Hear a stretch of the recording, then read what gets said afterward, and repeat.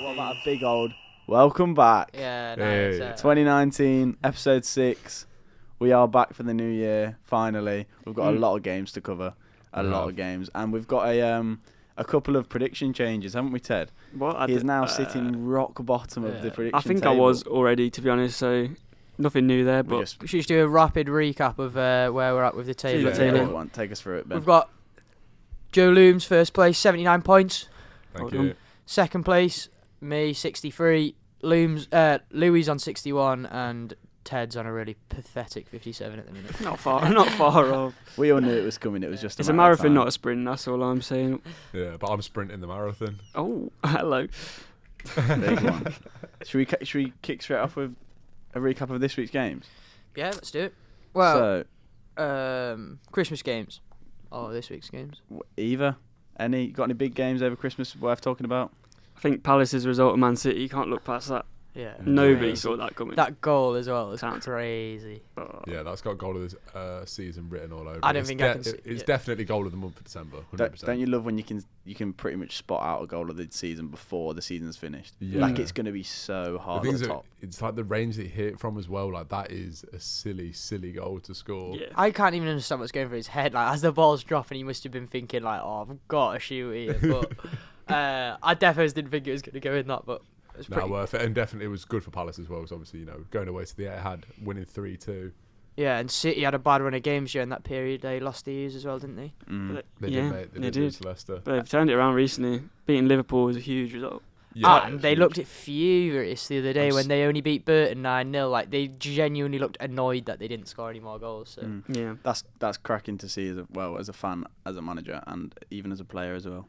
it helps though when you've got such a big squad because like they made 8 changes, I think it was, before that game from the team that played against Liverpool, and like they still had Gundogan, Laporte, Mahrez, Jesus. Jesus. Yeah, the depth there is drastic. And De Bruyne was Jesus- starting as well. Yeah. Jesus scoring 4 as well. Like your backup striker scoring 4 goals in a game like that. Yeah, That's really silly. But it's the right mentality. Like Man City carried the right mentality. If they looked annoyed that they weren't scoring more than 9, then they're obviously, I think they need eager. a little bit of a like kick up the behind as well, just from like with Liverpool like kind of getting ahead and Definitely.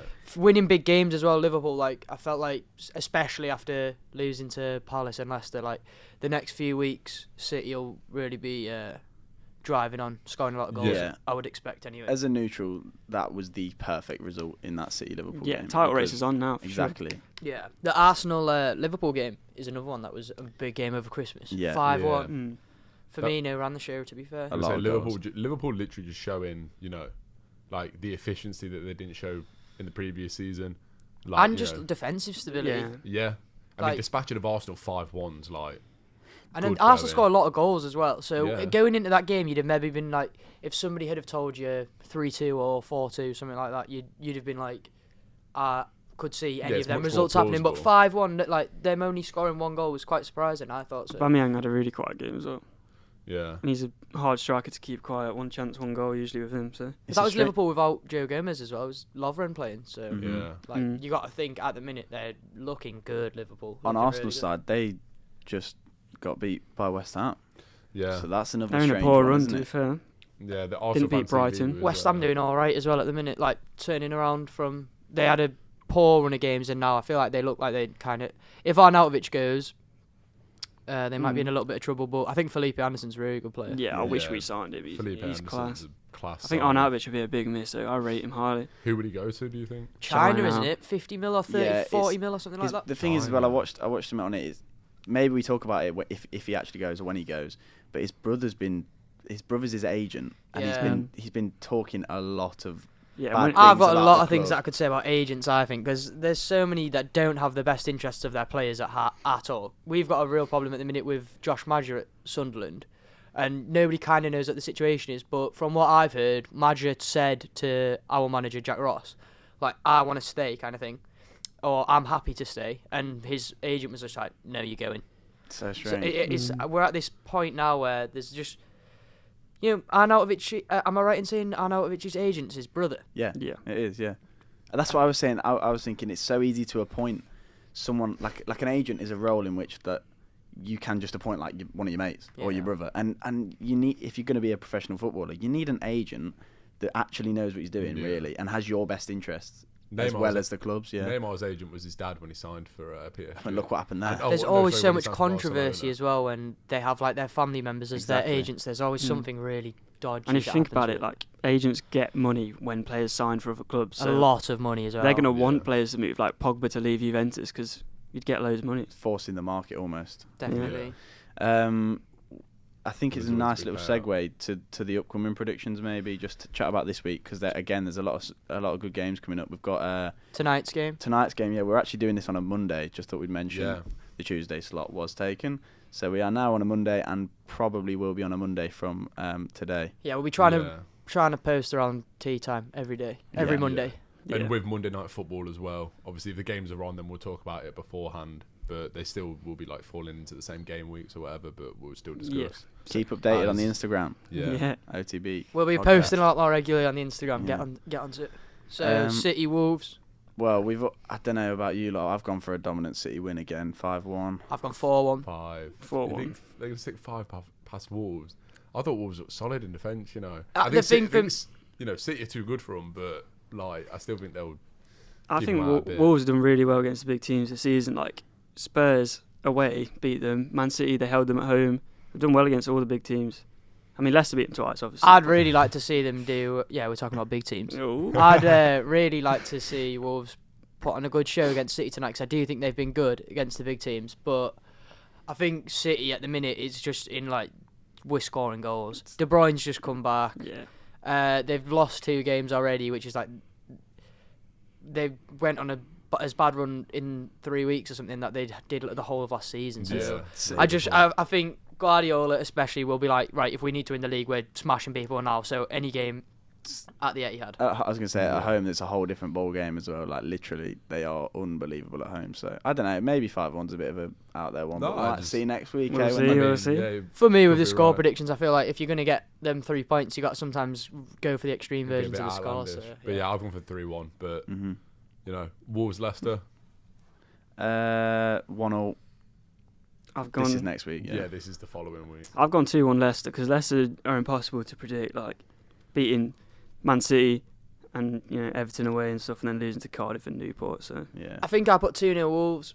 I've put 2-1 to Wolves. Yeah, I don't know what I think about Leicester at the minute. I really don't. We'll cover them a little bit more later, but it's crazy. Yeah, it's a bit daft at the minute. We'll move on before Ted gets too heated. We'll talk about that later. Save it for later. Liverpool Palace. I got 3-0. 3-0 Palace. Well, 3-0 Liverpool. Same with me. Yeah. I just think Palace have got no outball. Yeah. Like even so, it used to be the whole when Zaha plays they win kind of thing. But I literally just feel like now when I watch Palace, that if they don't get a pen, they just don't do that well. Yeah.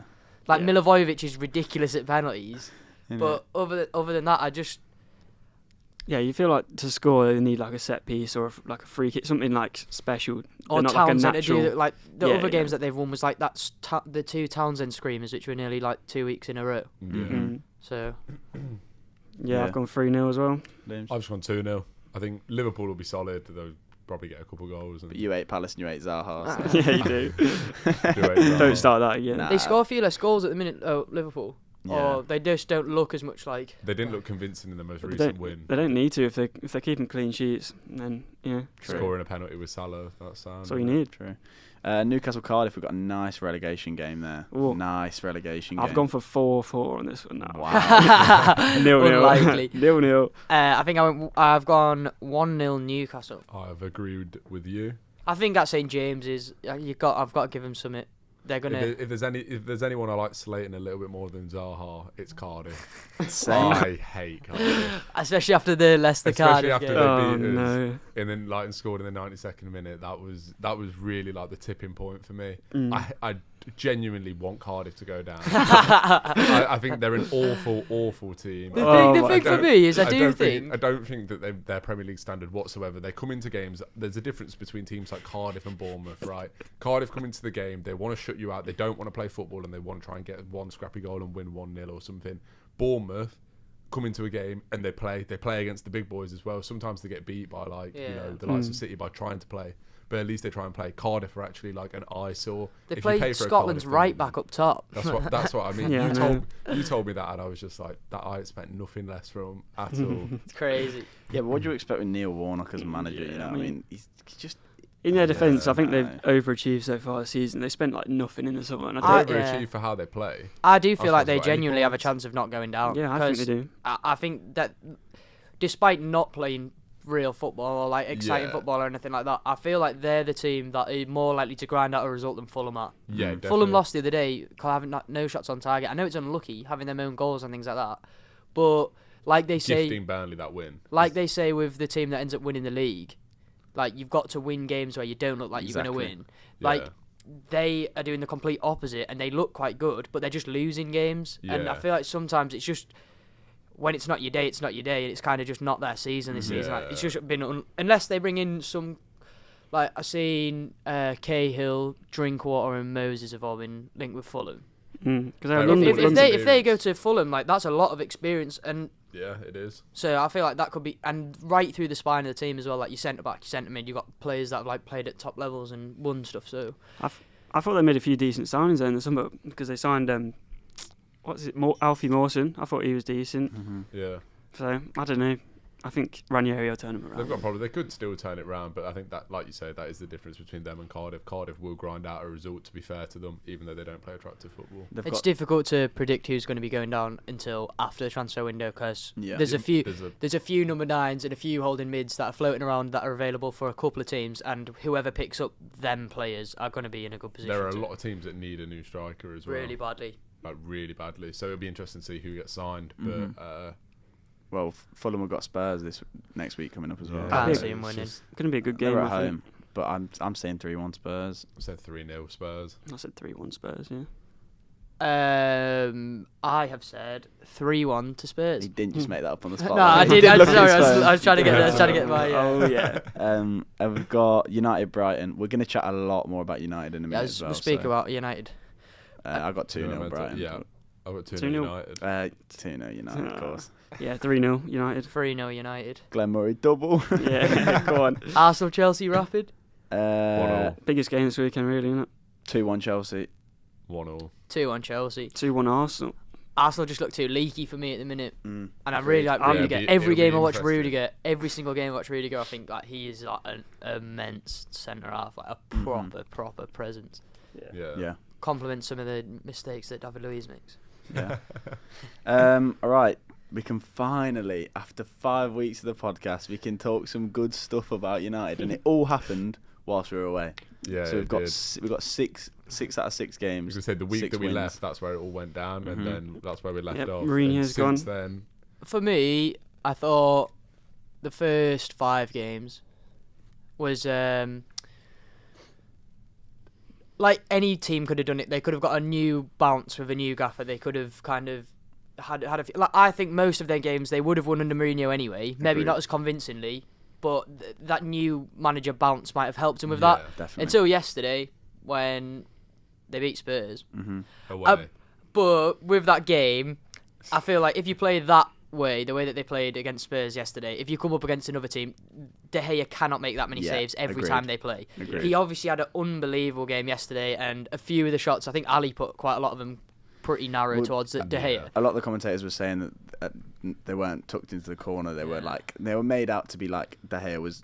I'm not taking anything away Some of from them it. saves Class yesterday game. were crazy. But yeah, there was a few of them that were right at him. When he But caught Kane's free kick. Yeah. Yeah. That's just like... One at the near post, I think His Alderweireld feet. as well. Yeah, It was yeah. just a cross like in the near post, kicks it away. It's it's just great like, for the cameras, isn't he? Yeah. He loves it. Like he's unbelievable. Things though, if the shot's low, it makes sense to use your feet if you can. Exactly. Yeah. And he can. But he it can seems use like his feet.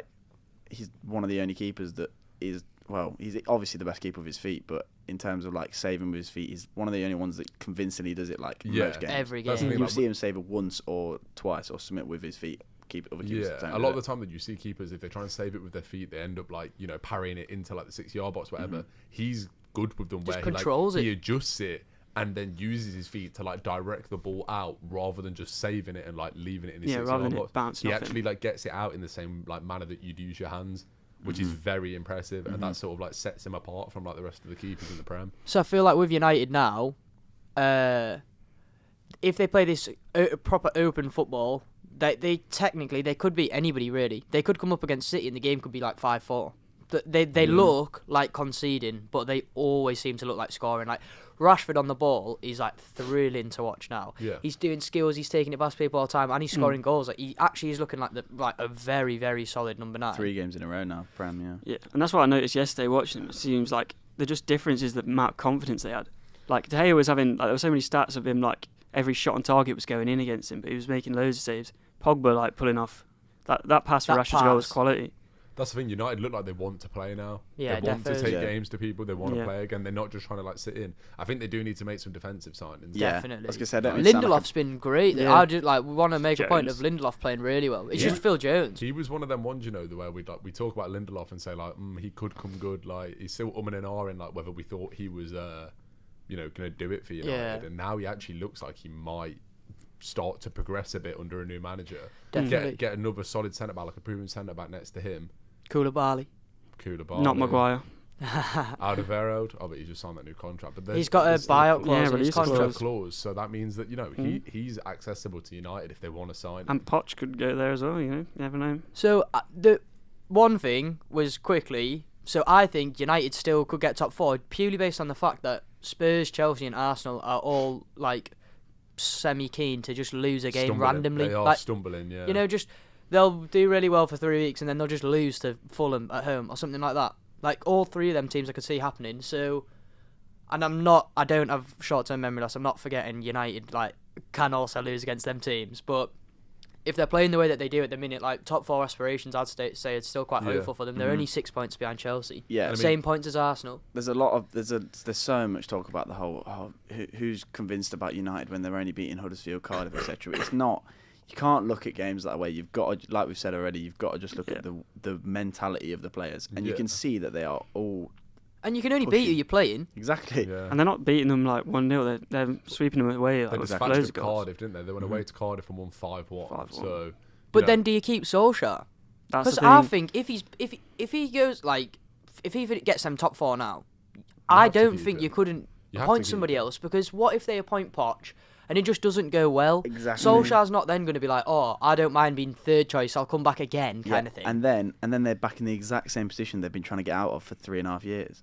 United just seem like they need a player that makes the players love playing football, and Solskjaer seems to be doing it. And What better than an ex-player who was unbelievable? do you know what I mean? Won the Champions League for them. And Yeah, stuff he like knows, that. Loved knows the by club the club. inside out. So yeah, and all the fans love him. You know, he's like one of them players that was loved when he played, and he will continue to be whilst he manages.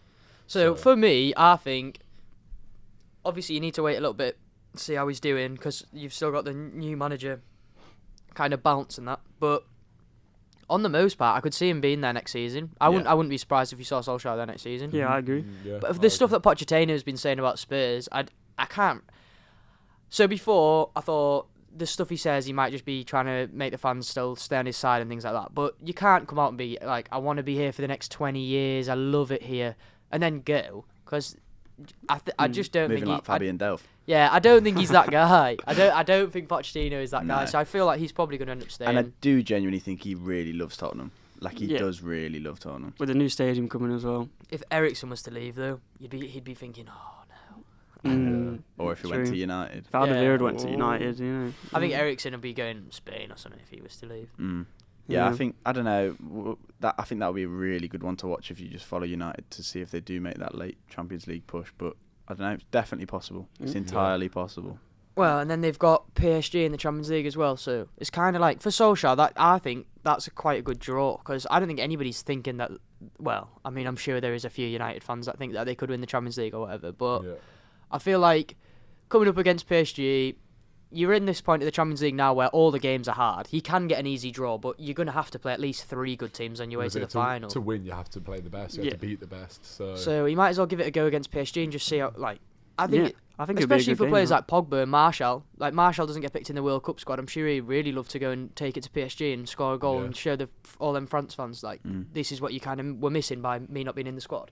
Things that I had United wrote off. As soon as United drew PSG, I was like, right, that's that then. Yeah. But The now, confidence they're playing now, Yeah, under this new manager, Solskjaer, they look like they could do it. Consistency. 6 That's and the 6. important thing. But at the other end of the spectrum. I was going to say a good little bridge there from consistent to non-consistent, and I'll let Ted kick this one off. What do you think, mate? Well, I assume we're talking about Leicester and Certainly are. club who's at the wheel at the moment. And I may surprise you here, but I don't think we should get rid of Puel. I think it's time for Puel to go, mate. I think what I don't understand is why aren't we playing our best team in the cup? It's like we had Man City last year in the quarterfinals of the Carabao Cup, and then we go out on penalties to them, and we do the same again. They play a youth team. He's not that bothered about the Carabao Cup. They won it last year, didn't they? So why don't we play our strongest team? We can. Then we have Burton to get to the final at Wembley. I know. I couldn't get my head around it at all. I couldn't get my head. Like, what I don't understand with teams like that is what you've got a busy schedule, and so obviously you need, like, your players need to be feeling fresh and things like that. But what is he resting them for? Like, who thinks that yous are going to be in a relegation battle this year, and who thinks that you're going to be anywhere near Europe? This is what I said. You've pretty much guaranteed you're going to be between 12 and 7. This is what I mean. Like, no Leicester fan really cares if we finish 7th or 11th. But if we got to Wembley, or if we won a cup, that'd be, you never forget get that. into the Or final. just tried hard. Do you know what I mean? If you got to the final, anyone. And you lost, then you'd be like, I'm so proud of all the players for getting there. But the fact that you're playing players that wouldn't have a sniff at your first team ever. Still a good day out, isn't it? Going to Wembley. Yeah, I mean, Community Shield, when we lost 2-1 to Man U, Ibrahimovic just signed. It's still a good day out, though. Still enjoyed it. You don't get to do it much if you're a Leicester fan. So. I just think Vardy is the man, isn't he? Like, Vardy is the man at Leicester. Yeah, and take him out the team. The way that Puel plays doesn't suit Vardy Especially when at all. they've both come out and openly said, I don't suit his play and he doesn't suit my play. Then you never. What point do you work around that, either by getting rid of the star man or getting rid of the manager? I think any Leicester fan would prefer to get rid of Puel than Vardy. 100%. No Leicester fan would say get rid of Vardy. Yeah. And keep He's Puel. a young English talent. I don't know how you can get rid of him. Speaking of young English talent, though, Maddison. Yeah, he's a baller. But this is what I don't understand. The Newport County game, like, why are we not starting Maddison? We had Everton away. Before that, Maddison's on the bench. And he's only, 22? He shouldn't be getting tired, should he? Fighting fit. Yeah, I know. At that age, you should be playing. He didn't play at all the week before, and now you're not playing against Newport. I looked at that team before the game. Okazaki's not scored in 13 months. Like, between them, they hadn't scored in 48 games. It's like, I don't care if we're playing Newport County. Like, they don't look like scoring ever. I don't really rate Iheanacho.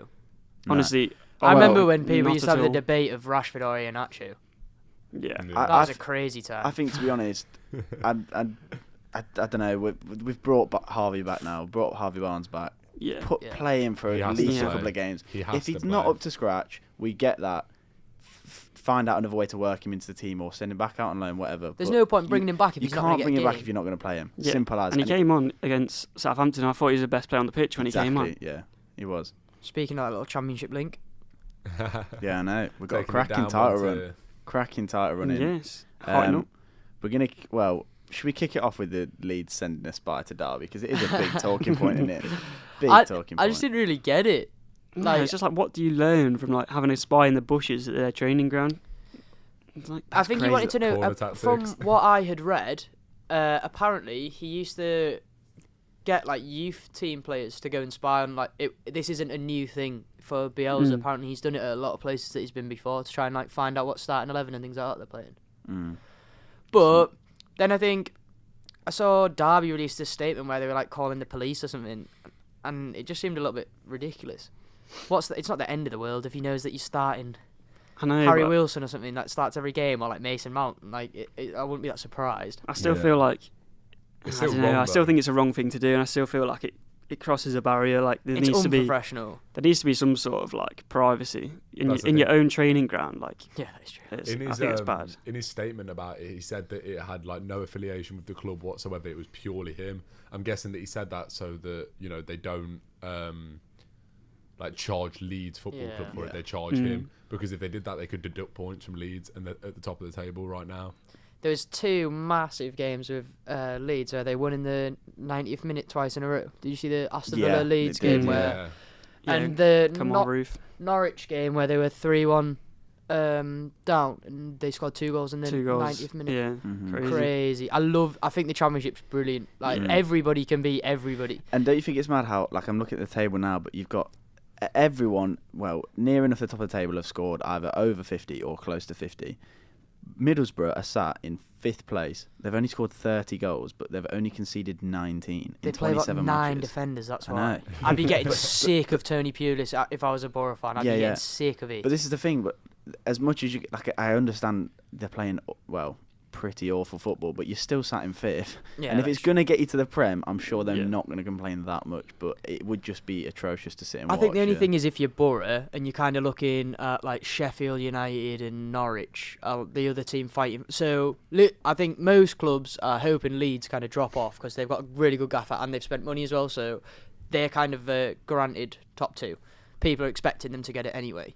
But Borough should really be thinking like we should be battling at least for second here, not like Sheffield United and Norwich who haven't in the recent years been doing as well as they have been doing. Did Borough go down last season? Or was it the one before? No, it's a couple of years ago, and then when they had Negredo. Yeah. Yeah. So you got West Brom up there as well, and obviously Scoring a lot of goals as well. But now West Brom. Barnes is gone. I saw a lot of West Ham fans like on the West Leicester. Brom.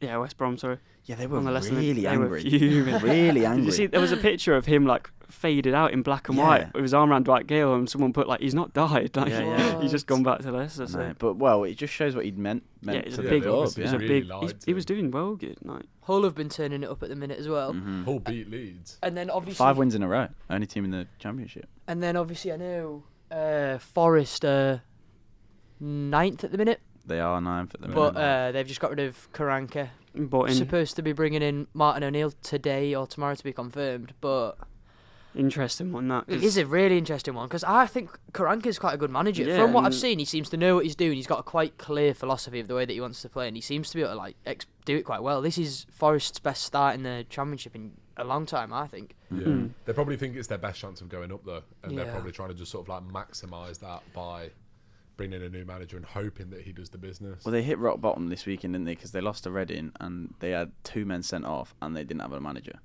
So surely you can only see them going up from there. Like, I mean, I don't like to talk bad about Forest. They're not my favourite club in the world, No. but you don't want to see them getting absolutely hammered every week because they've not got a manager. No, I've no. got to really feel sorry for Karanka. I've got to feel like he must be thinking my next job needs to not be in England.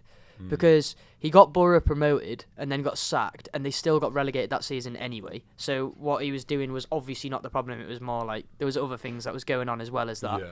Then he's doing the best that Forest have done in ages, gets sacked from there. He was Real Madrid's old number 2.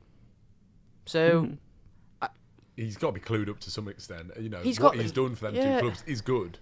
So I think if I was him, I'd be looking at a Betis or a Sociedad or something like that you could maybe go to. Yeah. Someone Yeah. in Spain that might, like, they've got a bit more talent. They've got, not necessarily talent, but they're supposed to be kind of a bit more mid-table in their top division kind yeah, of thing. I mean they're still playing La Liga, aren't they? Like top division. So That's the kind of thing I'd be hoping for next if I was Karanka, just so I wasn't getting sacked for no reason. Yeah. Similar with Jurkanovic. If he gets another job, I'd be thinking if I was him, like, oh, I best not get fired again for no reason. Very true. Has anyone got? Well, should we do a who do you think's coming up from the Championship? Let's do a little. I think I one can't now. put no points. can't on the look line. past Leeds. Leeds. In there It's for me. tough definitely. though. I think Sheffield United might do it this year because last year they fell away. They were the same point, like they were top of the table for quite a while in the midpoint, and then they fell away quite a lot. But I feel like this season could be different. I think for Sheffield United, if they get to the playoffs, then they probably won't go up. It's No. for me. You think For, it's gonna I be think. all- I think for. I think Leeds, Norwich, and then Borough through the playoffs, playing boring football. I just think it's not Borough's time at the minute. They're not. The thing is it all depends on what happens in the playoffs. Because if Leeds and Norwich go up, like automatic, then that's two of the big boys up straight away. Could be Whereas anyone really. if Sheff Wed finish second and Norwich then end up playing Borough, that's like a big game where like it could go either way. So it's a difficult one. But I think Leeds are the only one I'd be confident in saying at the minute. Yeah, they're going to go up. I feel like in the playoffs, a good defence is always important. Like Huddersfield went up without scoring a goal. Like they won on penalties both times. So yeah, you never know. Borough Leeds could do and Norwich both, if they were in the playoffs as well, have proven a lot of times this season that they've got that 90th minute. Killer. We're still here knocking Yeah. on the door in the 93rd kind of Killer. thing. Yeah. So. particularly Leeds, like Kamaru. And that's scary to play against as well. Very. And it's always the thing is as well, as like a mentality as a football player, you know that if they've got someone or multiple players that can finish a ball in the 90th minute, it's gonna be in the back of your head. Yeah. And then such a big occasion where players haven't played in the playoff final at Wembley with however many fans around them, it does tick on you. Say it could get to you. 100%. Genuinely could get to 100%. you. That's why the playoffs are so good to watch. Leeds are bringing a lot of fans to Wembley as well. Definitely. Which would be good. Yeah. Definitely. Talking about the top two, I think it's time for Ted's two now. Oh, big man. The links get Like better it. every week.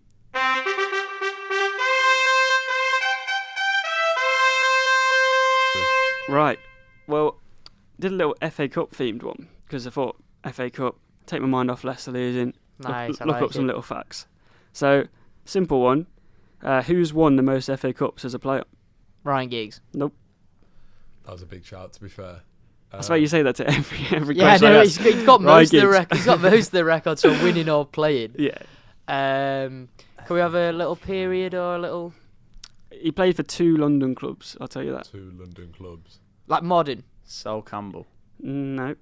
That's Ashley a Cole. guess. Yeah, it is Ashley Cole, yeah. Nice. Bang. He got Nice. 7 FA Cups. Wow. Fair. 7. That's good. To be fair, Not every bad. photo I see of Ashley Cole, he's got a trophy in his hand. Yeah. He's a joke. Apart from that one at Roma where he's just standing on his own. Just on the side. Ashley Cole was one of them players where he was around for so long, you kind of forgot how good he was when he was his best. Yeah. Because you were remembering him at his like depleting periods of his years. Yeah. You kind of forget that he literally was the best left back in the Ronaldo world. said he was the best left back he ever played against. He said he hated playing against Ashley Yeah, Young. I'd be surprised if Ashley Young wasn't like top Ashley Young. 5. Ashley Young. I mean, Ashley Cole, Ashley Cole. Proper left back.